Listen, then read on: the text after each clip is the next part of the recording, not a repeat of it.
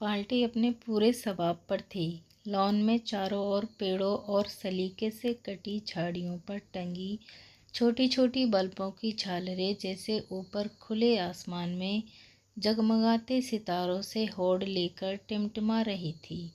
यह पार्टी जुहू पर समुद्र किनारे 5 स्टार होटल के बड़े से लॉन में चल रही थी।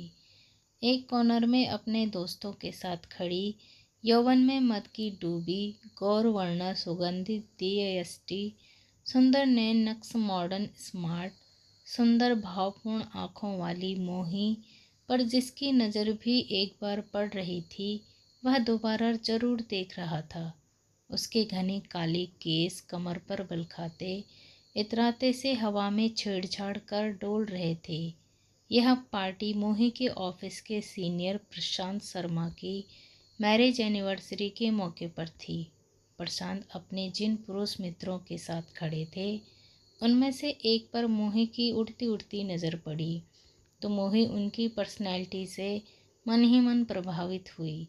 बेहद हैंडसम उस व्यक्ति को जब मोही बार बार देखने लगी तो उसके एक सहकर्मी विनय ने उसकी नज़रों का पीछा किया और हंस पड़ा। किसे देख रही हो मोही, वह बड़ी ऊंची चीज़ है। मोही पहले तो झेप गई, फिर हंस पड़ी। कौन है ये? वह है देव चौधरी, आईडी मल्टीनेशनल का एक बड़ा नाम। ऊंची चीज़ है, अपने प्रशांत सर का बड़ा अच्छा दोस्त है।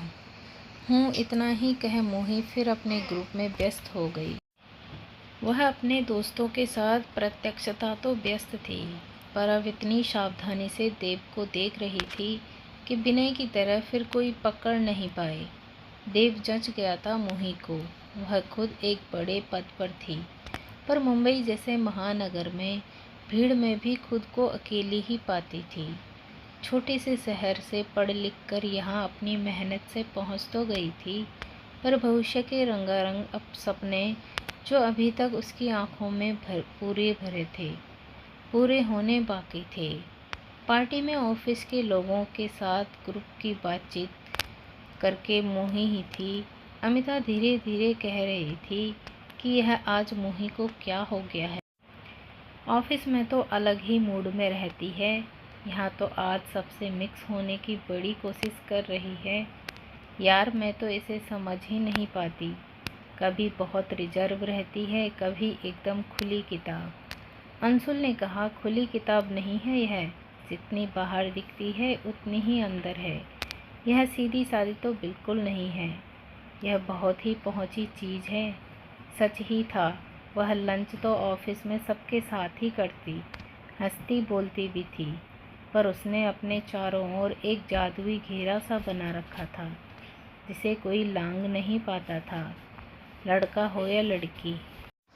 ये सब फेसबुक पर भी मोही के फ्रेंड्स थे और हैरान होते थे कि मोही कितनी सिंपल है, अकेली रहती है, कोई बॉयफ्रेंड नहीं, बस अकेले घूमती फिरती है, सीनरीज के ही फ़ोटोज़ पोस्ट करती रहती है। और मोही यूं ही नहीं बन गई थी। रुड़की के आम परिवार की तीसरी संतान मोही के पास अपने बचपन की कोई खूबसूरत याद तो थी नहीं। बड़े भाई बहन शाश्वत और ममता को पालने का शौक़ हमेशा लड़ते झगड़ते माता पिता शेखर और मालिनी पूरा कर ही चुके थे। फैमिली में मोही ने हमेशा खुद को अनचाहा सा महसूस किया था। दिमाग तेज था, मेहनत से पढ़ती रही। मोही पर आसपास के पुरुष चाहे पिता हो या भाई अच्छा प्रभाव नहीं छोड़ पाए थे। भाई के आराम से उसे नफ़रत महसूस होती। बड़े बड़े होते वह जान गई कि शाश्वत की कितनी लड़कियों से संबंध है। यहाँ तक कि एक बार शाश्वत ने मोही के साथ भी अश्लील हरकत की तो मोही ने अपनी मम्मी से शिकायत की। माँ ने उसे ही चुप रहने के लिए कहा और शाश्वत को एक झिकड़ी ही दी। मोही के क्रोध का ठिकाना नहीं रहा था। ऐसे अनगिनत अनुभव लेकर जब मोही बड़ी हुई तो वह आज की तरह ही पहेली है। पुरुष प्रधान समाज में उसे कैसे जीना है, अपनी अपनी शर्तों पर, अपने हिसाब से, त्रिया चरित्र से, अपनी कमियों खूबियों का फ़ायदा कैसे उठाना है समझ गई थी। और अब बारी देव चौधरी की थी, जो सपने में भी नहीं सोच सकता कि उसके साथ क्या होने वाला था। मोही अपने किराए के फ्लैट में अकेली रहती थी। एक रात को अपने फ्लैट में अपने आने तक देव चौधरी उसकी आंखों में बसा रहा। मन ही मन सोच रही थी, पर्सनैलिटी तो कमाल की थी, बंदे में कुछ तो बात थी। मन देव में ऐसा उलझा था कि घर आने पर वहाँ हर तरफ साया सन्नाटा आज और भी डसता सा लगा। इस महानगर में कितनी अकेली थी वह। उसे कोई अपना चाहिए जो उसे भरपूर प्यार करे, उसका अकेलापन दूर कर दे। देव चौधरी उसे चाहिए। मन में आवाज़ आई, क्योंकि देव ही क्यों, उसने अपना सिर झटक दिया। इंसान के पास हर क्यों का जवाब नहीं होता। आँखों में क्यों का नामो निशान नहीं था। कहाँ ढूंढे देव चौधरी को, कैसे मिलेगी उससे, उसके बारे में कैसे पता करे। मोही का दिमाग बहुत तेज़ था। उसे याद आया, प्रशांत सर फेसबुक पर उसके फ्रेंड भी हैं और फ़ोटो पोस्ट करने के लिए बहुत शौकीन हैं। आज की पार्टी की फ़ोटोज़ वे ज़रूर शेयर करेंगे। वहीं किसी फ़ोटो में देव चौधरी ज़रूर दिखाई देगा। वह बेचैन से अपने फ्लैट में इधर से उधर यूं ही घूमती रही। अगले दिन संडे था। वह देर से उठ सकती थी। संडे को उसकी मेड भी 10 बजे तक आती थी। बस उसे देव चौधरी की कोई खबर मिल जाए तो वह सोए। फिर उसने लैपटॉप ऑन किया, फेसबुक खोला। उसके अनुमान के मुताबिक प्रशांत ने पार्टी की सब फ़ोटोज़ पोस्ट कर दी थी। कुछ फ़ोटोज़ में वह भी थी और उसे कई में प्रशांत के साथ देव ही दिख गया। देव को प्रशांत ने कई फ़ोटो में टैग भी किया हुआ था। मोही अपलक फ़ोटो को निहारे जा रही थी। अपने से कोई साल बड़ा तो लगा उसे, पर ठीक है। मोही के मन को जो जच गया वह जच गया सोचकर वह मुस्कुरा उठी। अपने फ़ोन से उसने देव की फ़ोटो भी ले ली। बस वह देव चौधरी मोही का हुआ। मोही ने देव की प्रोफाइल पर जाकर सब जांच परख भी कर ली। एक जगह उसका दिल थमने को हुआ जब देखा वह तो विवाहित था, पर कहीं भी उसकी फैमिली की फ़ोटो नहीं थी। उसके स्टेटस बहुत कुछ उसके बारे में पर्सनल तो बता रहे थे, पर कहाँ शहर पर जाता, उसे क्या पसंद है, बहुत कुछ, पर फैमिली की कहीं कोई बात नहीं। देव की हर पोस्ट उसे याद होती जा रही थी। उसकी प्रोफाइल से उसकी सारी जन्मपत्री मोही जान चुकी थी। अंदाज़ा हो गया कि वह मोही से 10 से 12 साल बड़ा तो है, पर मोही को उसमें कोई आपत्ति नहीं थी। दिल को कुछ तसल्ली हुई तो वह लैपटॉप बंद कर सोने लेटी। फ़ोन में ली देव की फ़ोटो को मुस्कुराकर गुड नाइट कह आंखें बंद कर ली। लेटे लेटे वह सोच रही थी कि फेसबुक भी क्या कमाल की चीज़ है। कुछ भी पलों में सारी खबरें, फ़ोटो, परिवार, दोस्तों, यहाँ तक कि अजनबी के साथ भी शेयर हो जाते हैं, जैसा कि अभी मेरे साथ हुआ। फ़ोटो में तो देव ठीक ठाक इंसान लगा, मैरिड है, ठीक है, देखते हैं। मोही के मन में जो विचार आते थे, आम इंसान तो वहाँ पहुँच ही नहीं सकता था। इतनी जल्दी तो बिल्कुल नहीं। उसने अंदाज़ा लगाया कि बंदे ने यह तो लिख दिया कि वह विवाहित है, पत्नी, बच्चों के बारे में कहीं कुछ नहीं लिखा। और जो इतनी पोस्ट करता है वह सबका ध्यान अपनी तरफ खींचना भी पसंद करता है। मतलब विवाहित जीवन के बारे में बताना ज़रूरी नहीं समझता। पर्सनल गतिविधियों की जानकारी लगातार देता है। इंसान दिलचस्प होगा। देखते हैं। वह अपनी सोच में लगातार डूबी थी। दिमाग में यही चल रहा था कि फेसबुक पर इंसान उसके दोस्त चरित्र का 90% खुलासा हो जाता है। अपने मौलिक विचारों को आकार देते हुए मार्क जुकरबर्ग ने यह कल्पना नहीं की होगी कि उसके दिमाग की उपज फेसबुक में मेरी जैसी लड़की के इतने काम आएगी। Thank you Zuckerberg. मोही हंस पड़ी। मन ही मन कहा, देव चौधरी तुम तो गए काम से। मोही को अपना नया खेल शुरू करने से पहले आज फिर वह किस्सा याद आ गया था, जब उसने रुड़की से कदावर नेता निरंजन को अपने सामने हाथ जोड़ते मिमियाते देखा था। उसकी वाइफ का यू टर्न ही तो था वह किस्सा। अतीत याद कर स्वयं ही गर्वित मोही की खूबसूरत आंखें फिर रहस्यमयी भावनाओं से भर उठी। वह जिन राहों पर निकल चुकी थी वहाँ से लौटना असंभव था। होटल से जब देव अपने घर चला तो कार चलाते हुए मुस्कुराए जा रहा था। शराब के सुरूर में आंखों के आगे बार बार हंसी साया सा लहरा रहा था। कौन थी वह पार्टी में जो घुटनों तक का वनपीस पहने कयामत ढा रही थी। उसके खूबसूरत बाल बार बार उसके चेहरे पर आ रहे थे तो मन कर रहा था कि उसके बाल गर्दन से पीछे करते हुए जाकर उसके चेहरे को अपने पास लाऊं। वह लड़की मेरे दिल को भा गई है, ऊपर से नीचे तक जैसे एक सांचे में ढला शरीर देव के दिमाग में अटक गया। उसे बाहों में भरकर प्यार करने को दिल कर रहा था। यह सब सोचते हुए देव जोर से हंस पड़ा। स्वयं से ही बातों में मगन था। पूरी पार्टी में सबसे मज़ेदार बात यह थी कि वह भी मुझे चोरी चोरी देख रही थी। उसे क्या पता कि कोई लड़की अगर चोरी चोरी भी देव चौधरी को निहारती है तो देव चौधरी को पता चल जाता है। देव इस फील्ड का शातिर खिलाड़ी जो है।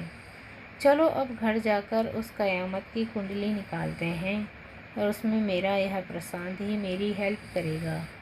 पार्टी खत्म होते ही वह पहले फेसबुक पर फ़ोटो पोस्ट करेगा, फिर घर जाएगा और उसमें वह खूबसूरत बला मुझे ज़रूर दिखेगी। इससे कोई शक नहीं, पूरे रास्ते देव अपने दिल में उठती इस लड़की को पाने की ख्वाहिश के तीव्र आवेग को महसूस कर रहा था। घर पहुंचकर फ्रेश होकर लैपटॉप ऑन किया। यह बहुत पॉश सोसाइटी में 2 बेडरूम फ्लैट था। बहुत ही खूबसूरत आधुनिक साज सज्जा से युक्त इस फ्लैट में देव अकेला रहता था। एक मेड उस फ्लैट के सारे काम निपटाकर सुबह ही चली जाती थी। पुरुष की आम मानसिकता का प्रतिनिधित्व करने वाले देव के जीवन में कई पहलू थे जिन्हें कोई भी पूरी तरह जान नहीं पाया था। मुंबई में वह इस बड़ी कंपनी में ऊंचे पद पर 10 साल से था। पर्याप्त धन, वैभव, सुगठित शरीर, पुरुषोचित सौंदर्य ऐसा कि जिसकी भी नज़र पड़ती प्रभावित हो जाता। शराब और शबाब इन 2 चीज़ों की उसके जीवन में खास जगह थी।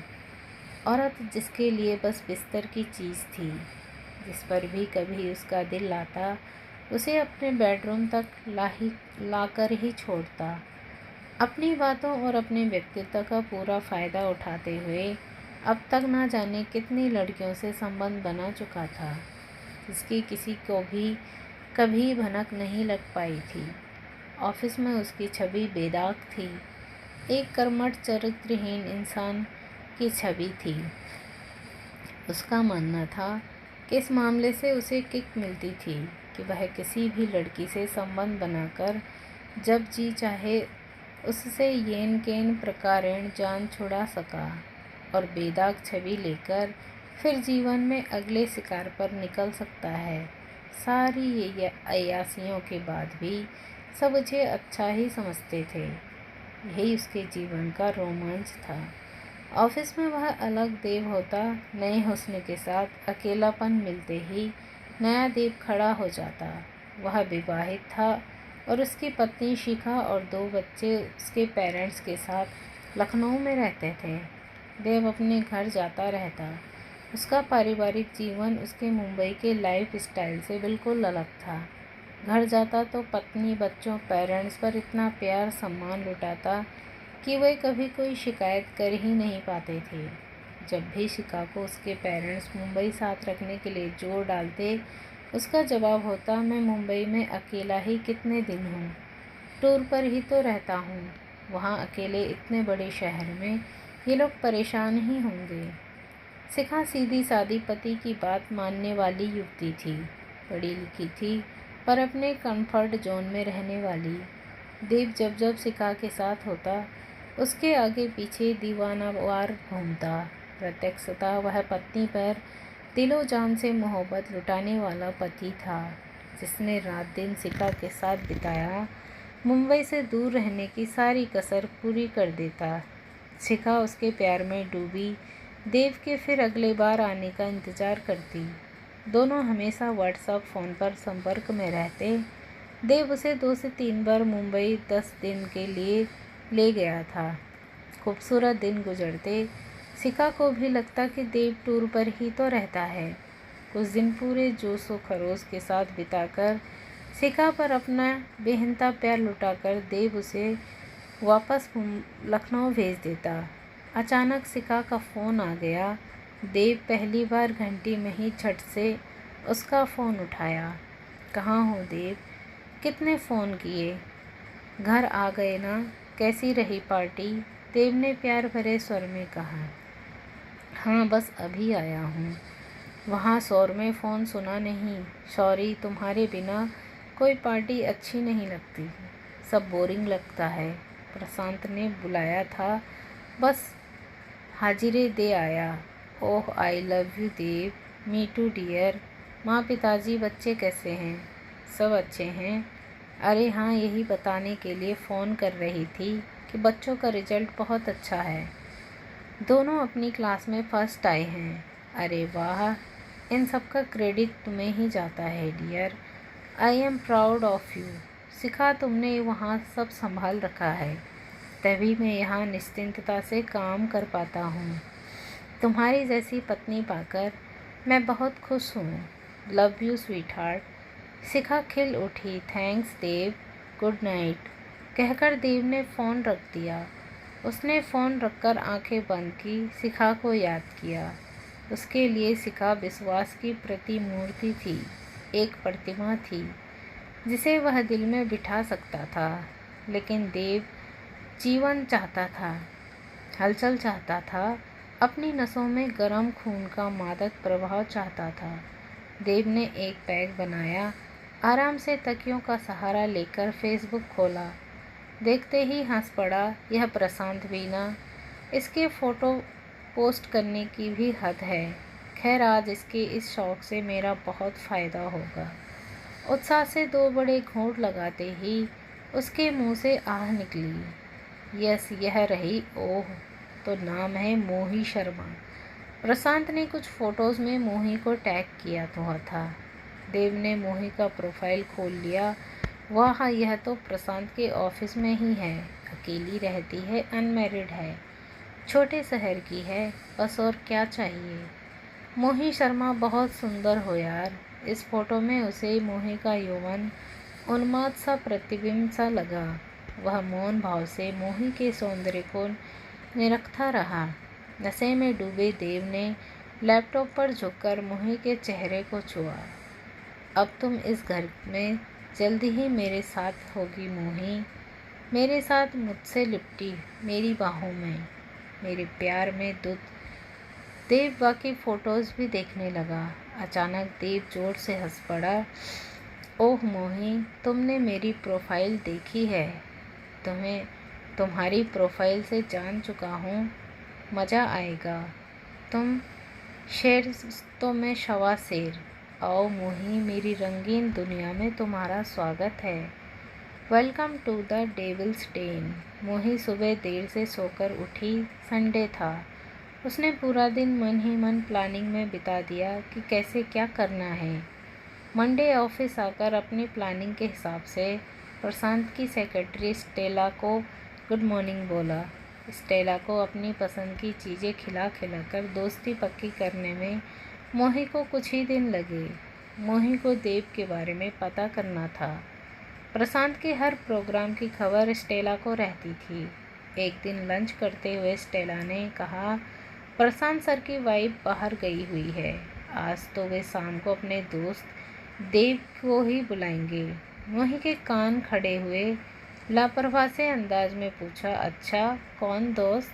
अरे वही देव सर, आज से वे यहाँ आ रहे हैं, दोनों यहीं से साथ निकलेंगे।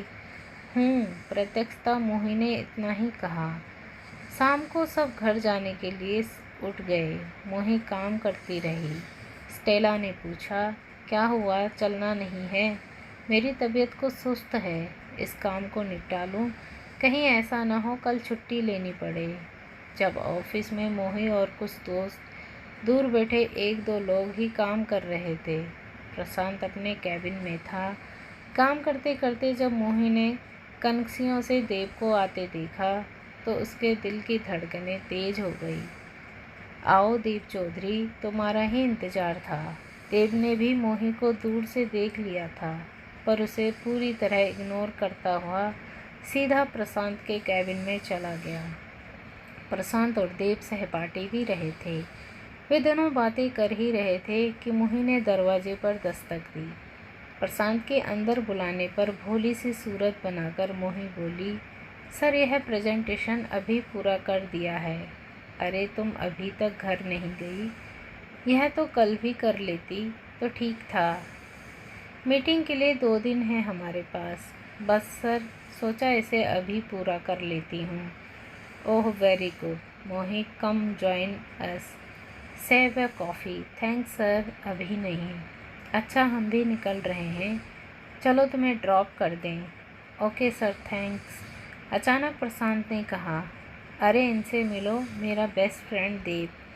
मोही ने देव को बड़े ही निष्ठतापूर्वक हेलो बोला। देव ने उस पर सरसरी सी नज़र डालते हुए हल्का सा मुस्कुराकर हेलो कहा। मोही को निराशा सी हुई, पर अभी वह मौके आएगी सोचकर वह वहाँ से निकली। प्रशांत और देव भी जाने के लिए उठ गए। प्रशांत एक खुशमिजाज मिलनसार बॉस था। उसने ही बात शुरू की तो मोही मुंबई में एडजस्ट हो गई। देव ने रोज की तरह घर आकर शिखा से बात की, फिर सोने लेटा तो मोही के बारे में सोचने लगा। बहुत खूबसूरत है, मुझे चोरी चोरी देखती है, मुझसे इम्प्रेस्ड है, पर अभी मुझे इग्नोर करना है। जानता हूँ जितना किसी लड़की को इग्नोर किया जाए वह उतना ही पीछे आती है। मोही तुम ही मुझे कांटेक्ट करोगी, किसी भी बहाने से तुम ही करोगी। और एक दिन सचमुच मोही को देव को फ़ोन करने का बहाना मिल ही गया, जब स्टेला ने उसे बताया कि आज प्रशांत सर देव सर के बर्थडे पर डिनर पर जा रहे हैं। मौका पाकर मोही ने देव को फ़ोन मिलाया। देव की मीठी स्वर में बर्थडे विश करते हुए कहा, सर मैं मोही, थैंक्स अ लॉट, पर सॉरी मुझे याद नहीं आ रहा। कौन मोही? प्रशांत सर के ऑफिस में आप दोनों ने मुझे उस दिन ड्रॉप भी किया था। अरे हाँ हाँ, याद आया मोही, आप कैसी हैं? आपको मेरा बर्थडे कैसे पता चला? बस सर अभी ऑफिस में ही पता चला तो सोचा फ़ोन कर। मोही के ने एक गहरी सांस ली। बस अब खेल शुरू हुआ मोही। मोही पर संभल कर, यह आदमी बहुत तेज है। खैर मैं कौन सी कम हूँ। रुड़की जैसे छोटे शहर के किस्से में ही इतना थ्रिल था, फिर यह तो मुंबई का मेरा कारनामा है। इतनी बड़ी चीज़ को नचाकर क्या एंटरटेनमेंट होगा। माय गॉड, क्या मज़ा आने वाला है। मोही Sharma keep it up. Sunday lunch करके मोही वर्ली के फेमस महंगे ब्यूटी पार्लर में गई। शाम को देव को चित करने की पूरी तैयारी थी। खूबसूरत चेहरा, परफेक्ट फिगर, ऊपर से नीचे तक नज़र न हटने वाले सारे पैमानों पर खरे उतरते मनमोहक हथियारों से लैस मोही जब देव की कार में बैठी तो देव गाड़ी आगे बढ़ाना ही भूल गया। मोही ने मुस्कुराकर हेलो कहा तो देव की तंद्रा भंग हुई। Hello Mohi, you are looking stunning. Thanks sir, Mohi ने शर्माते हुए कहा। देव के महंगे परफ्यूम में खोई मोही को देव की नज़रों ने अपनी तैयारी की सफलता सिग्नल मिल गया था। देव उससे बातें करता रहा। दोनों का पूरा रास्ता नए नए परिचय की रोमानी से खुमारी में बीत गया। ताज होटल के सी लाउंज में काफ़ी एकांत था और वे दोनों खिड़की के पास एक टेबल पर बैठ गए। मोही यहाँ पहली बार आई थी। सब कुछ मनमोहक सा लगता रहा। उसकी नज़रें भी देव से हटने को तैयार नहीं थी। इतना हैंडसम स्मार्ट बंदा सचमुच उसके दिल में जैसे उतरता जा रहा था। देव ने हर चीज़ मोही की पसंद की ऑर्डर की। खाते हुए दोनों में दूरियां मिटती रही। वहाँ से उठने तक बहुत सी बातों के बाद दोस्ती की सीमा के कदम रखते हुए दोनों कुछ और करीब आ गए थे। आंखों ही आंखों में काफ़ी कुछ पैगाम लिए दिए जा रुक चुके थे। वापसी में मोही को उसकी सोसाइटी के बाहर छोड़कर जाते हुए देव ने फिर पूछ लिया। मोही अगमोही रात भर खुशी के मारे सो ही नहीं पा रही थी। कितनी आसान है किसी पुरुष को अपनी अदाओं से गुलाम बनाना। बेचारा पुरुष कितनी भी ऊंचाई पर पहुंच जाए, लड़की के साथ का लोभ छोड़ नहीं पाता, चाहे मैरिड ही हो। अब मर्द की यही फितरत है, तो मैं क्यों ना फ़ायदा उठाऊं। आज देव बहुत उत्साहित था। लड़की भोली सी लगती है, समझदार भी। इतनी देर में कोई गलत हरकत नहीं की, मर्यादित सी लगी। हाँ, उसकी नज़रों में मेरे लिए पसंदगी है, उसके दिल में मेरे लिए यकीनन कुछ खास है। मैं देव चौधरी हूँ। मुझे कब किस लड़की ने ना कहा है। मोही का साथ आज मुझे नई उमंगों से भर रहा था। चलो अब कुछ दिन मज़े से कटेंगे, दिन ही नहीं यकीनन रातें भी। देव ने खुद ही से कहकर एक ठहाका लगाया। ऑफिस में मेरा पूरा हफ्ता मोही का मूड बड़ा अच्छा रहा।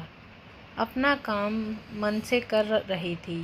सहकर्मी के साथ खूब अच्छी तरह बातें की। अगले संडे देव उसे मूवी दिखाने ले गया।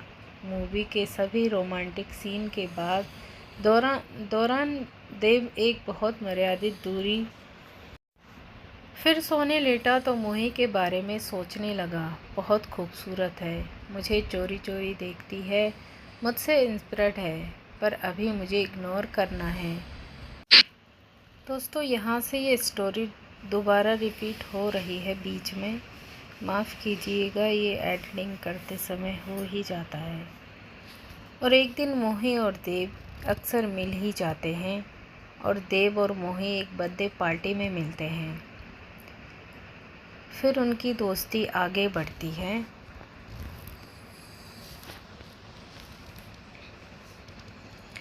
ऑफिस में आप दोनों ने मुझे बहुत दिन तक ड्रॉप भी किया था। उसने सारी बातें देव को फ़ोन पर बताई तो देव को सब कुछ पता होते हुए भी उसे इग्नोर करके यस कहा।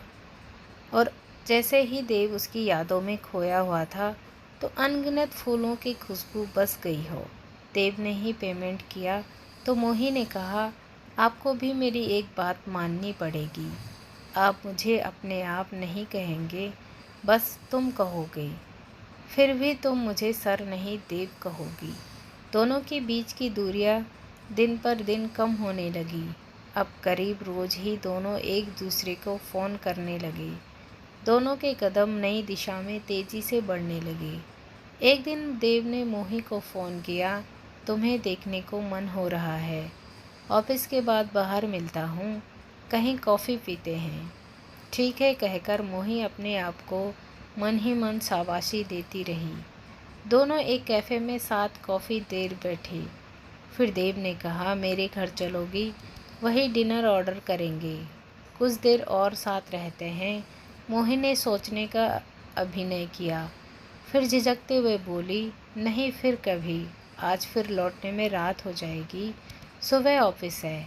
वीकेंड पर मिलें तो ठीक है, वीकेंड पर मेरे घर आओ, एड्रेस भेज दूँगा। वीकेंड का इंतज़ार देव से ज़्यादा मोही को था। बिल्कुल वही हो रहा था जो वह चाहती थी। देव पूरी तरह उसकी गिरफ्त में था। वह समझता है कि वह मोही को कुछ दिन यूज़ करेगा, मन भर जाएगा तो छोड़ देगा। बेवकूफ़ को यह नहीं पता कि मोही अपने आप को यूज़ करवा रही है। शनिवार को मोही देव की सोसाइटी गुलमोहर पहुंची। देव ने मोही का वेलकम ज़ोर शोर से किया। मोही खुश हुई। अचानक देव ने मोही को अपनी आगोश में भींचा। वह भी सिमट आई। कुछ ही पलों के समीप में अव्यक्त स्निग्धता और चंचल भावनाओं के भाव अंकुरित हो उठे थे। देव ने धीमे स्वर में कह ही दिया, मोही आई लव यू। जवाब में बस मोही ने देव के कंधे पर सिर रख दिया। दोनों कुछ देर उस मौन का आनंद लेते रहे। अब कोई संकोच न रहा।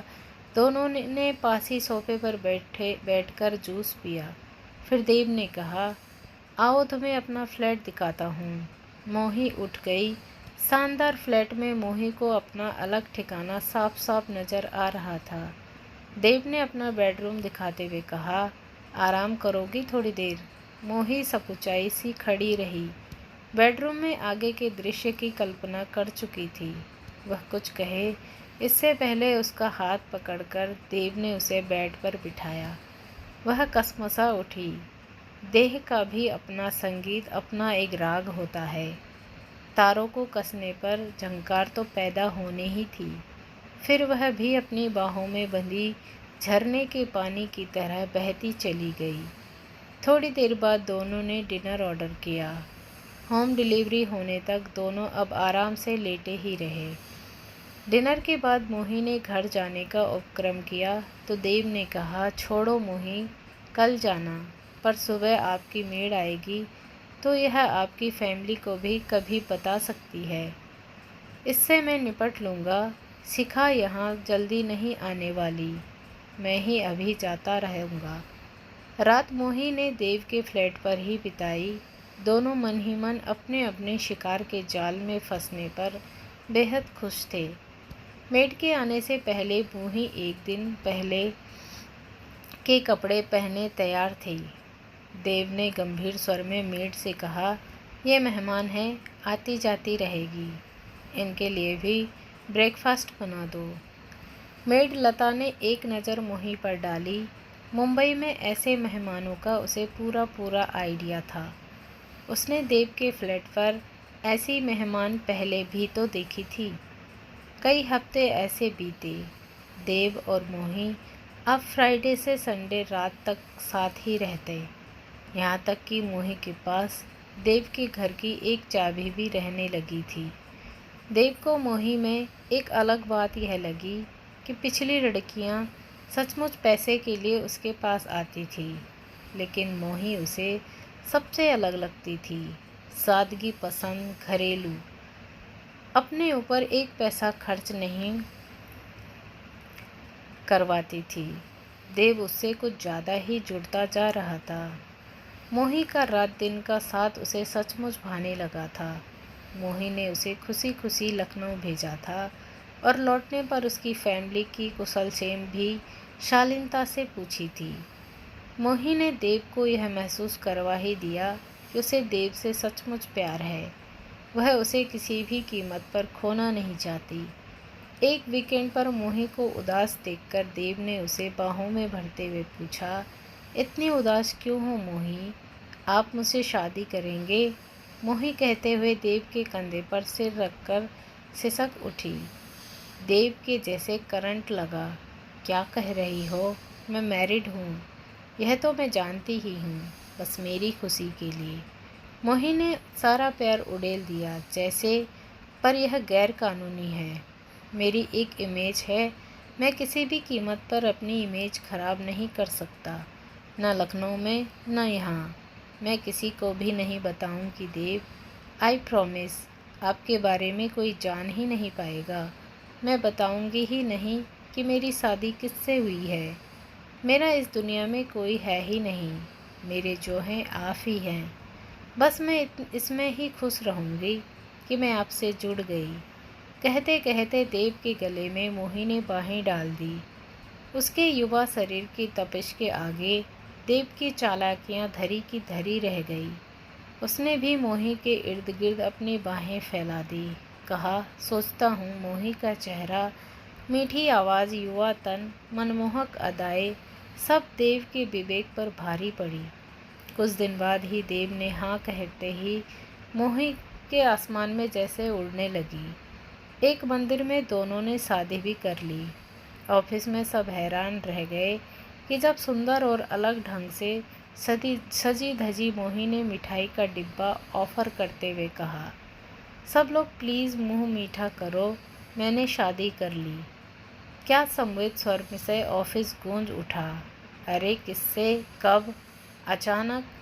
है कोई बेहद शानदार। मोही हंसी। रिया ने पूछा, क्या नाम है, क्या करता है? दिलीप। बड़ा बिजनेसमैन है, यहीं रहता है। वैसे अक्सर फॉरेन टूर पर रहता है। सबके सवालों पर जवाब मोही ने गजब के आत्मविश्वास से दिया। ऑफिस में सबने पार्टी का शोर मचाया तो मोही ने वीकेंड पर सबको ताज होटल में डिनर पर इनवाइट किया। सबको बड़ी हैरानी हुई कि अब मोही देव के साथ ही रहने लगी थी। अपने फ्लैट से ज़रूरी सामान लेकर आई थी। तन मन धन से मोही के नशे में गिरफ्त देव ने अपने रुपए पैसे वैभव के सारे रास्ते खोल लिए थे। मोही ने रात को मासूमियत से ऑफिस के लोगों को पार्टी मांगने की बात कही तो देव सोच में पड़ गया। मोही ने कहा, आप परेशान न हो, मैं कह दूंगी कि आपको अचानक विदेश जाना पड़ा। मैं मैनेज कर लूँगी। मैं आपको परेशान नहीं होने दूंगी। अकेली थी मुंबई में, कितना मुश्किल था। आपका साथ मिल गया तो जैसे जी उठी। Dev, I love you so much. Dev सोचने लगा, यह मुश्किल तो बड़े आराम से हल हो गई।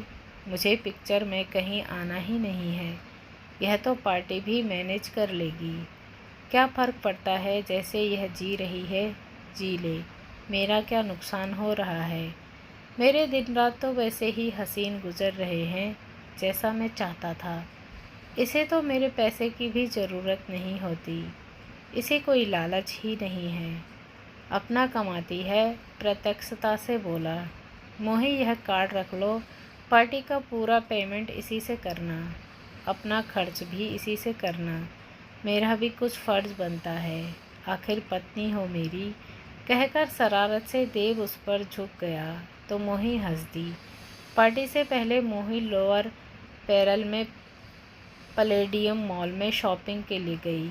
गजब सी महंगी डिजाइनर ड्रेस खरीदी, एक डायमंड सेट भी खरीदा, लुई विट्टॉन की चप्पल।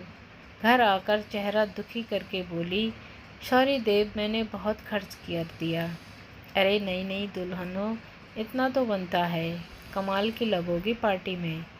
पार्टी में मोही किसी सेलिब्रिटी से कम नहीं लग रही थी। सबने उसके पति की तारीफ की। तभी पार्टी में शिखा पहुंच गई और देव और मोही को इस तरह देखकर उसके तो होश ही उड़ गए थे। उसने उनका विरोध किया तो मोही ने देव की सारी सच्चाई बता दी। क्योंकि वो ज़बरदस्ती देव को भी अपनी पार्टी में शामिल कर चुकी थी और शिखा उन दोनों को देखकर अपना सुध-बुध खो बैठी। उसने देव से अपना रिश्ता ख़त्म करना चाहा, लेकिन बच्चों का ख्याल आते ही उसने देव को माफ़ कर दिया और अंत में मोही ही अपने नाम पर आधी प्रॉपर्टी लेकर अलग हो गई। शिखा देव को दिल से माफ़ तो नहीं कर पाई, लेकिन बच्चों के खातिर सब कुछ भुलाकर उसे अपने रिश्ते को आगे बढ़ाना पड़ा। दोस्तों, आई होप कि आपको स्टोरी पसंद आई होगी। मिलते हैं अगली स्टोरी में, तब तक के लिए bye. Thank you. Thanks for watching.